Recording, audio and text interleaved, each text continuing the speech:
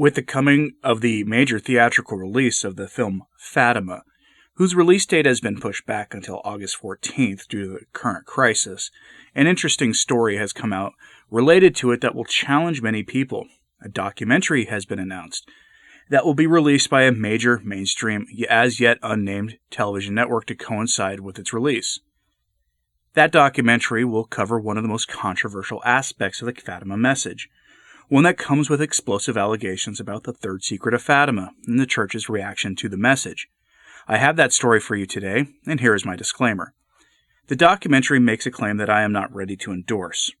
I'm not denying the claim either, though, nor am I refuting it or working against it. The claim is one that I am simply not knowledgeable enough to address. So, today, I'm just reporting the story, and it's going to have serious implications, given that it is being put out by a mainstream source. Let's get into this. The controversy is this, that the Sister Lucia that we're all familiar with from the papacy of John Paul II was an impostor. Yes, I know, for many that is a shocking allegation, and there are shocking implications that come with the allegation. Like I said, I'm not endorsing the allegation, and like many, I'll be watching the documentary when it's released, so that I can learn more and present my review to you as unbiased as possible. Try to hold me to that, too, in August, because I, may forget. Let's be real. But let's turn to the blog of Peter Chosnowski. Mr. Chosnowski runs the Sister Lucy Truth blog, and as such has a vested interest in this position. He's literally been working on exposing what he believes to be maybe one of the largest scandalous cover-ups in the history of the church now for many years. From his blog, quote, "Today marked a major turning point for Sister Lucy Truth. I received a call today stating that a major TV network, for obvious reasons I will not yet release the name, is extremely enthusiastic about telling the story of the fake Sister Lucy and the investigation into the imposture and the substitution. They are planning for a 2 to 3 hour documentary/movie to be aired on August 11th, 2020.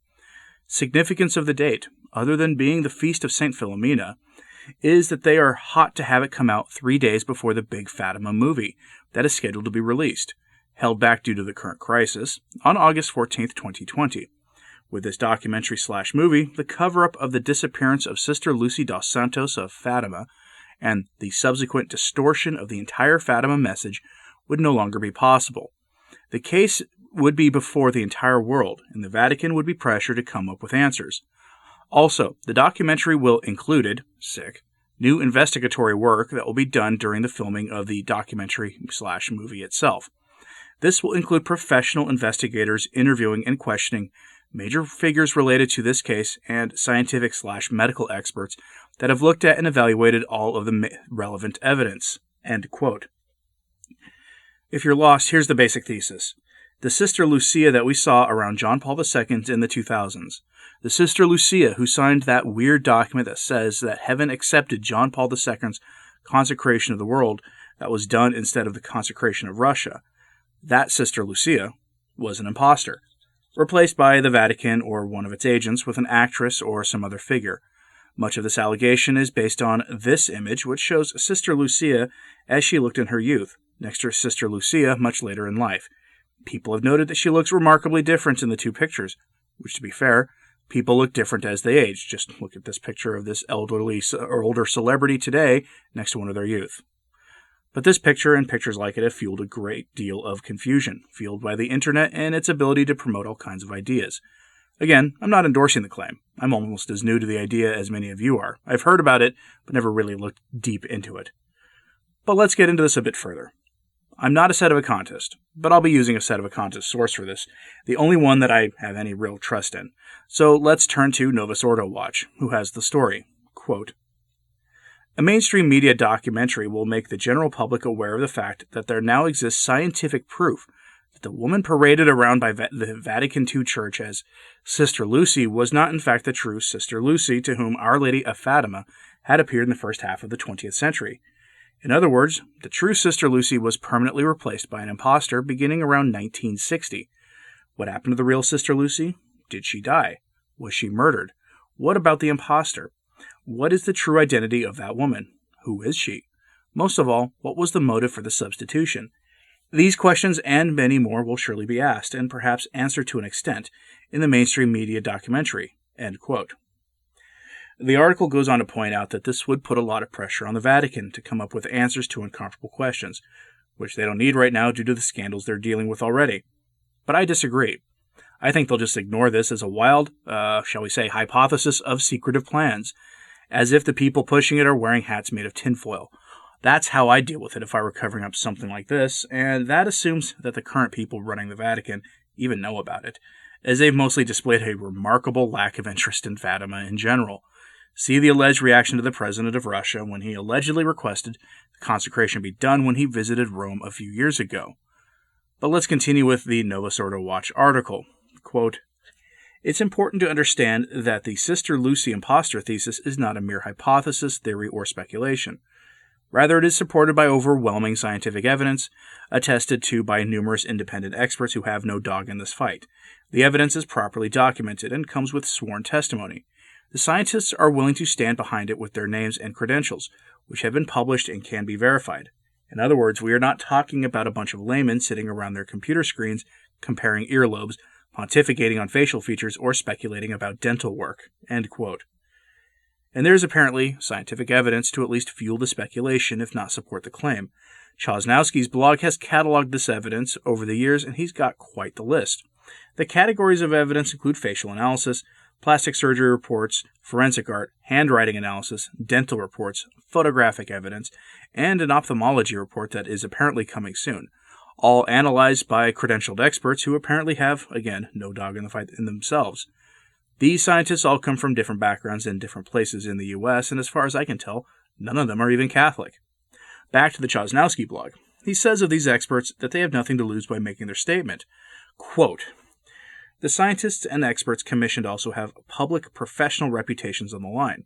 Further, they are not personally invested in the results.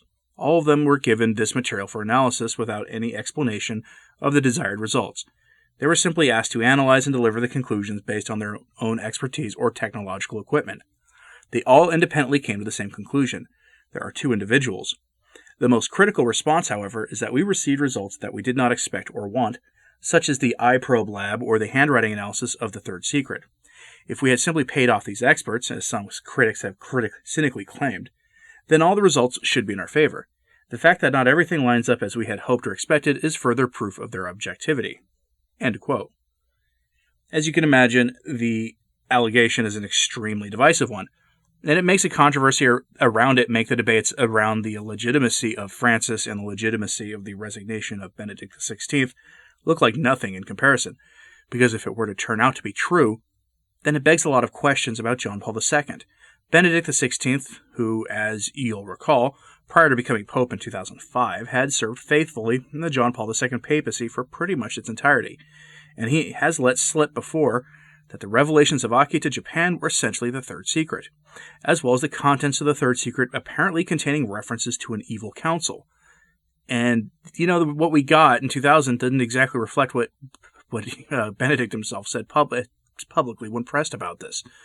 And that brings me to my next point. My interest in this is fueled by an observation I had, that the third secret of Fatima is remarkably similar to the almost unknown prophecy of Pope St. Pius X. In fact, it's so close that it would be considered plagiarism if a student wrote it out and put it in a college paper. That's how close they are. Here's the prophecy. "I have seen one of my successors, of the same name, who is fleeing over the bodies of his brethren. He will take refuge in some hiding place, but after a brief respite, he will die a cruel death." End quote. Not much there, right? I'm sure some of you have heard about it. I pulled that version of it off of an article from The Remnant written back in February of 2013, right during the whole debacle involving the resignation of Benedict XVI, and before the conclave that brought us Francis. In that piece, the author speculated that the next pope would take the name Pius XIII, which of course didn't happen, though I should remind you that Europeans have a long habit of referring to a pope by his birth name, often and without malice, unlike when Americans do it, so what Pius X meant by a pope of the same name could mean almost anything, really. Pius X's birth name is, for the record, Giuseppe Melchior Sarto. The anglicized version of his first name would be Joseph, or pretty close to it at any rate. My friend Tried Patrick of the Tried Cath show TCS reminded me once that Italian names aren't precisely synonymous with Anglo names, and he'd know since he's a Sicilian, but that's not really relevant here anyway. The current pope is not named either Pius XIII, Giuseppe, or Joseph, or even Sarto, so it's not applicable to the current situation in the papacy. There's a lot to cover on this, to be honest, and beyond what I've said here, I'll be blunt. I don't have the information to do the subject justice in 15 minutes or less, and I suspect that it can't be done, which is why a documentary about the Third Secret and the alleged cover-up involving the identity of Sister Lucia will be so fascinating. The network hasn't announced it yet, but keep an eye out for that announcement because I'm certain it'll be forthcoming as we get closer to August. So what do you think about this? I'm not certain what I think. I have openly rejected the idea that Sister Lucia endorsed John Paul II's consecration of the world simply because for her whole life she handwrote all of her notes and letters, and then suddenly had a written letter typed out, which implies she learned to use a computer or word processor very late in life. Yeah, I'm extremely suspicious of that, but who knows really. I'll be watching this documentary like many of you will be, when it's released by whatever major network releases it. Let me know your thoughts in the comments, please, and please pray for the church. I'm Anthony Stine. Ave Maria.